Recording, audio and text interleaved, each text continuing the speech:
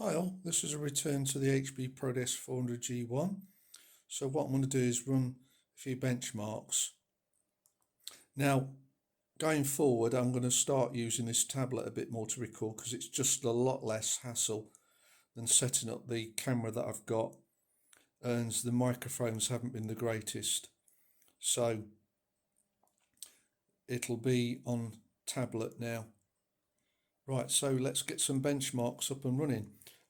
Because it's on tablet, obviously it's an external camera, but at least none of the systems will take up any resource unless the Bandicam frame counter is required.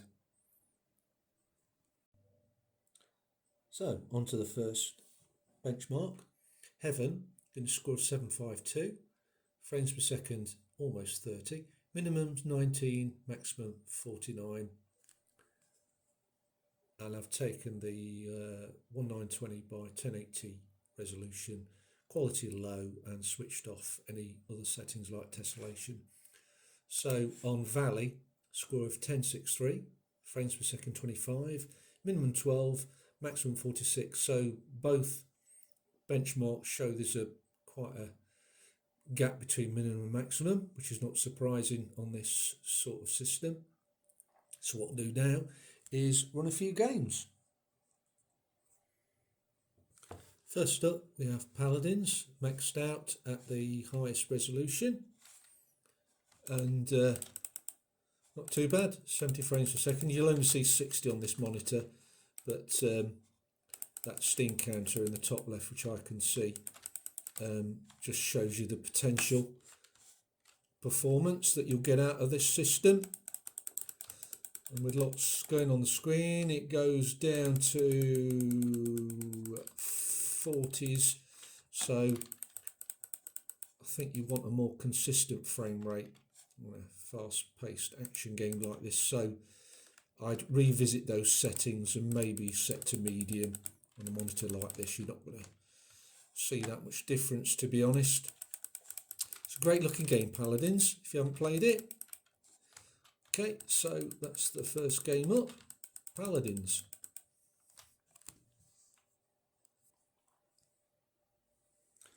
Up now we have Zula. Now I let the system select the preset that it feels this system should be able to handle. There's no screen tearing, it's set to high maximum resolution. So I'll just get a few characters moving on the screen. So there may be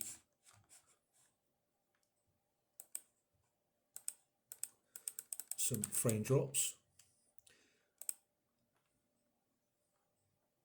Once firefight starts, should be okay. Just revisit the settings. It's not a very taxing game anyway, Zula, but it plays very well and looks pretty good to me. So if you like Zula, you can have a decent game, I think.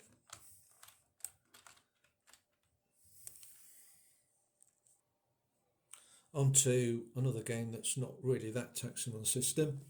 So again, I took the highest resolution preset and took the system defaults and over 63 frames per second, with quite a bit of action happening there.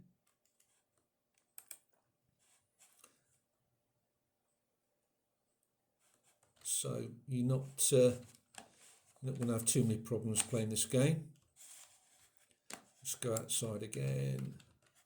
It's over 70. I mean, obviously you're not going to get more than 60 on this monitor, but it just shows there's a, should you get any problems, there's a bit of headroom to revisit those settings.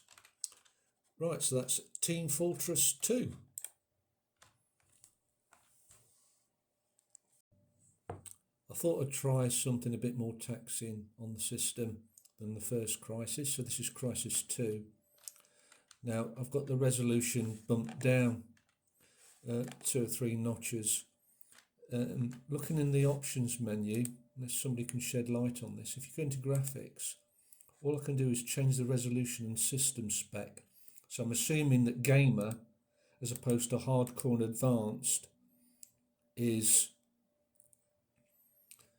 the lowest setting. The resolution is 1280 by 800. I tried the maximum 1920 by 1080, but the frame rate was just too low. What I want to do is just change to advanced and just see if it opens up a few more settings. So the game's sort of stalled a bit. It's applied them. No, there's no more settings, so I'd be interested to know if somebody can shed some light on that. It's a bit unusual, really.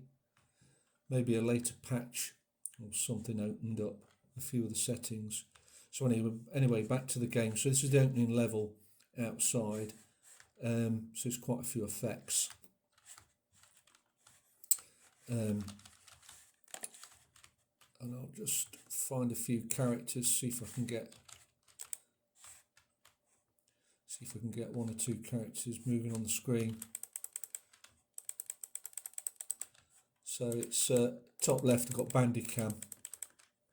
The Bandicam screen's FPS counter, so it's mid-40s, which is pretty good, but there's only 2 characters on the screen.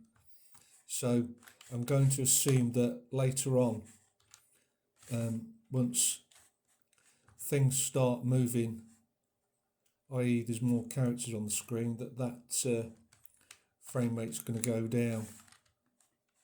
So that's something to be aware of, I think. I'm in a more busy area. It's inside, but there's a few more characters on the screen. And it's still holding up pretty well, mid-40s. So I'm confident that you can play this game, although you may have to knock that resolution down 1 or 2 notches if you feel that things are getting a bit too busy and the system's straining a bit. Okay, so that's Crisis 2. Now we have Apex Legends, so I've minimised all the settings, and indoors with no characters it's not touching 30. So unfortunately I don't think you can have a much of a game. So if you have this sort of system, I'd certainly give Apex Legends a swerve, because I've done all I can to get this playable without any luck. 18 now. So I've locked the frame rate at 60, but you won't see on this monitor more than 60. Low quality settings, and any other quality related settings switch off that could hamper performance. But it's a rock solid 60, so there's definitely some headroom should you wish to get the resolution up, 1280 by 780 at the moment, and the quality up. So this system may even play 1 or 2 games after FIFA 18 if you're mindful of those quality settings and resolution. Okay, so that's FIFA 18. Okay, so on to Forza Horizon 4. Now I'm not expecting great things from this, but let's see what the system can do. So I've got the resolution on 1360 by 768, capped the frame rate at 30, and I'll switch off motion blur. So let's go on to advanced, and I'm going to set everything to low and switch off where possible any of the on-off flags, and then run the in-game benchmark, and I'll report back once that's finished. Okay, so the benchmark was finished. The target was 30 frames per second. Unfortunately, it only achieved 25, so looking at the other scores, I think that GPU's holding us back on this. So it's entirely up to you if you want to try it, but to be honest, I think you're better off playing games prior to this in the Forza series, as you may have a better game. Okay, so that's Forza 4. So onto Counter-Strike 2. I've selected the minimal presets, a 1280 by 728 resolution, and at the moment it's 50, late 40s, mid 50s. It's not ideal in a fast-paced game like this. You want many frames as possible, but if you really want to give this a go, feel free. But yeah, it's it's playable, sort of. High 40s with not too much going, and then it really dips almost early 30s. So give it a try, but I'm not confident that this is going to be that playable, to be honest. Okay, so that's CSGO 2. On to Fortnite. So I've set the rendering mode to performance, and I'll cap that frame rate. It's at 60, so I can see if we're going to get something out of this game. 1280 by 720 resolution, and I'll put the 3D resolution scale at 80. Everything else sets to low, and apply that, and I'll get into a game and report back. So I'm now in a game, outside area, 60 frames per second, but I'm sure that rate, once things start moving, it's not going to be that playable, but it's holding up pretty nicely at the moment. But don't forget, there's not many characters on the screen. It's not much action going on. So if I can get back outside, I'll just hop in that car, I think.